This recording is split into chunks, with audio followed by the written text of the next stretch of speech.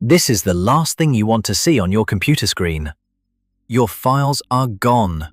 Your business is frozen. And somewhere, a hacker is demanding millions of dollars to give it all back. In 2025 alone, there were over 7,000 publicly reported ransomware attacks, a 47% increase in just 2 years. And here's the scary part. Most victims never saw it coming, because the attack had been unfolding silently for days, sometimes weeks, before that ransom note ever appeared. So today, I'm going to walk you through exactly how a ransomware attack actually works, step by step, from the very first intrusion to the final ransom demand. And at each stage, I'll show you how defenders catch it. Let's get into it. Every ransomware attack starts with one thing: getting in. This is called initial access, and attackers have a few favorite ways to do it. The first and most common is phishing. An employee gets an email that looks legitimate, maybe an invoice, a shipping notice, or a fake login page. They click the link or open the attachment, and just like that, the attacker has a foothold. The second method is stolen credentials. Attackers buy usernames and passwords on the dark web, or they target exposed remote access services like RDP and VPNs.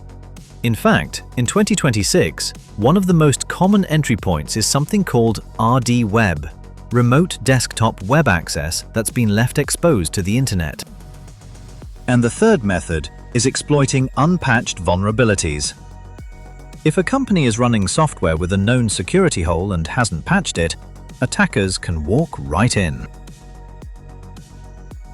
And this isn't theoretical. Remember Shodan from my last video? Watch this. I'm searching for exposed remote desktop services right now, and there are hundreds of thousands of them, all potential entry points for an attacker. This is why multi-factor authentication and patching matter so much. Most ransomware attacks exploit something that could have been prevented. Okay, so the attacker is in. But a single foothold isn't enough. They need two things now: to make sure they can't be kicked out, and to gain more power inside the network. First, persistence. The attacker plants backdoors, hidden ways to get back in even if their first entry point is discovered and closed.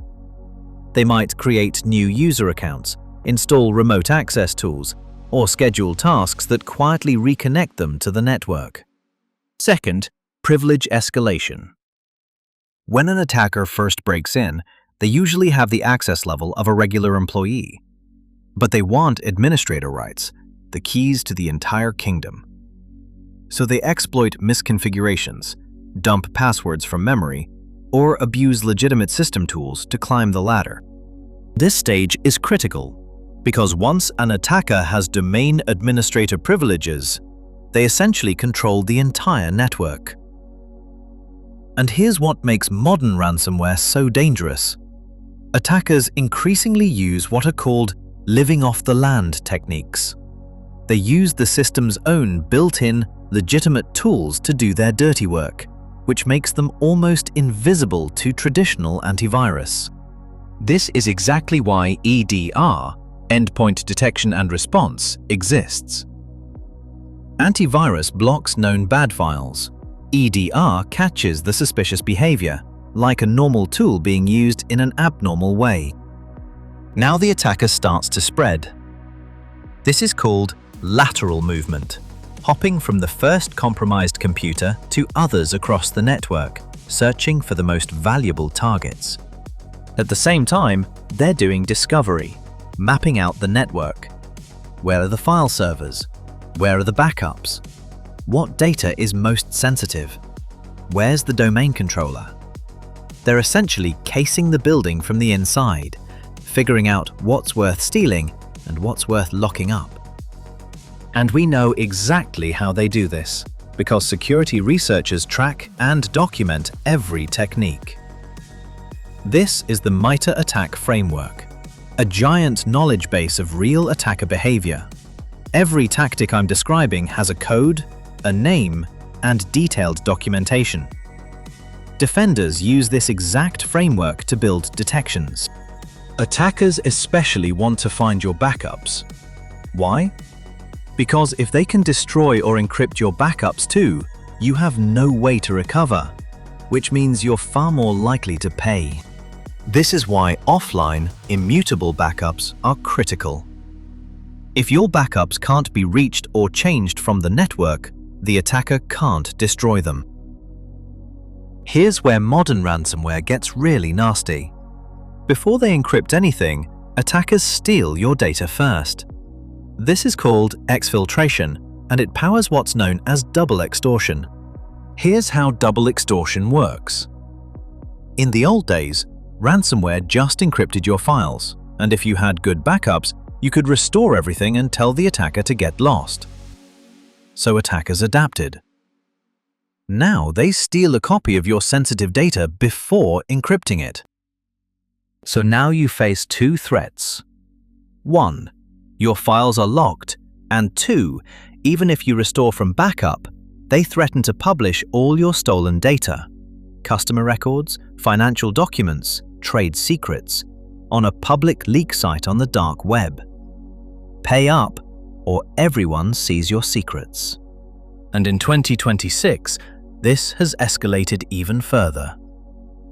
Some groups now skip encryption entirely and just steal data. Pure extortion. Around half of all attacks tracked today involve data theft as the primary weapon. Others add even more pressure with triple and quadruple extortion, hitting you with denial of service attacks or directly harassing your customers and partners. This is why monitoring for unusual outbound data transfers matters. A huge upload of data leaving your network at 3 a.m. is a massive red flag. Finally, the moment the attacker has been building toward. With your data stolen and your backups compromised, they trigger the encryption. Across the entire network, files get scrambled with strong cryptography. Documents, databases, servers, everything.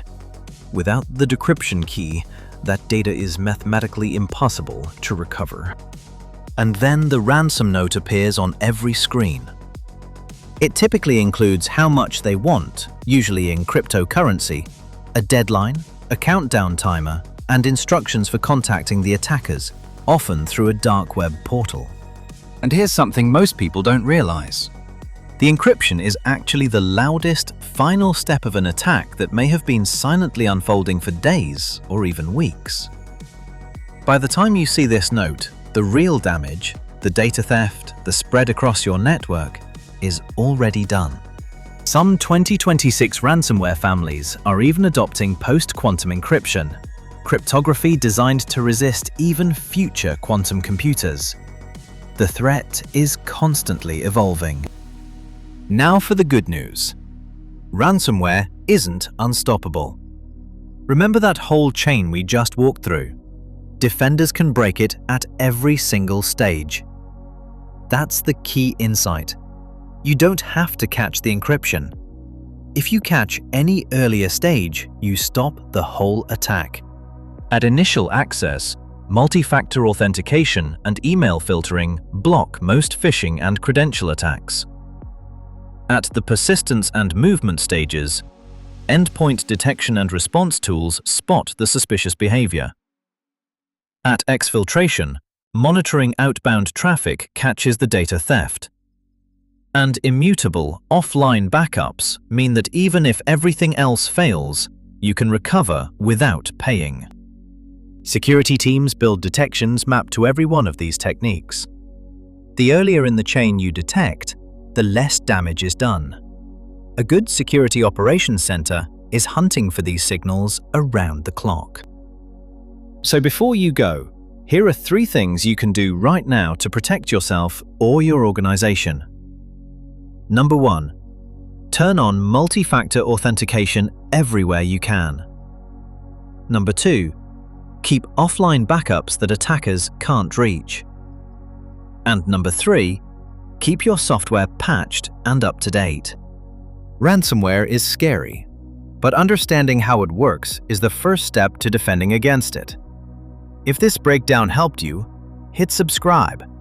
I post cybersecurity and AI breakdowns like this every week.